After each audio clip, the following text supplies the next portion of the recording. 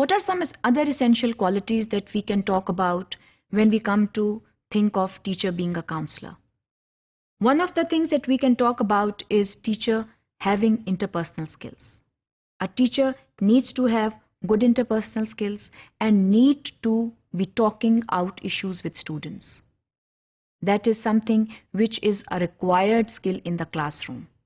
Teachers must talk to students on various issues. और उसके साथ साथ काउंसलिंग जो प्रोफेशन है उसमें भी इंटरपर्सनल स्किल्स जो है उसकी बहुत बड़ी गुंजाइश है और it's a big requirement. Teacher as well as a counsellor both need to be very good in terms of social interactions.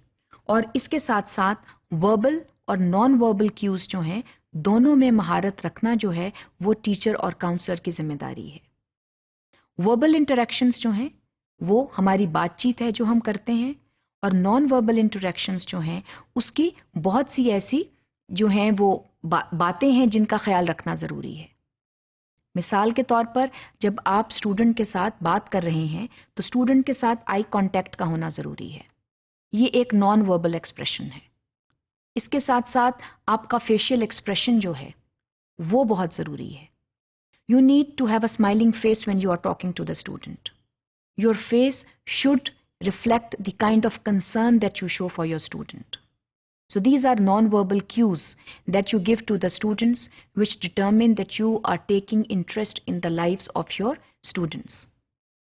इसके साथ साथ आपकी जो body language है, that should show that you are genuinely interested in being a teacher. Teacher की जो body language है उससे स्टूडेंट्स जो हैं वो ये महसूस करते हैं कि टीचर जो है उसका काम क्लास में वो पढ़ाने आया है और इसके साथ साथ वो जेन्युइनली इंटरेस्टेड है हमारी लाइफ्स में.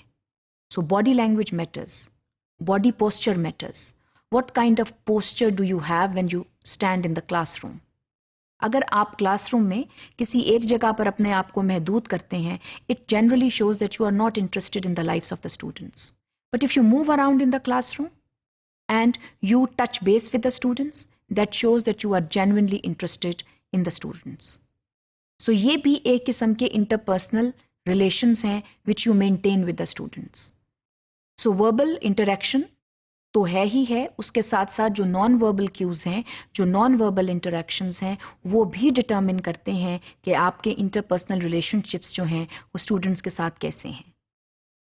आमतौर पर यह कहा जाता है कि जो एक तजर्बाकार उस्ताद है वो आई कांटेक्ट के जरिए ये महसूस कर लेता है कि स्टूडेंट को क्या मसला है, स्टूडेंट जो है वो किस मसले का शिकार है और मसले की नौयत जो है फिर उसको जानने में बात होती है.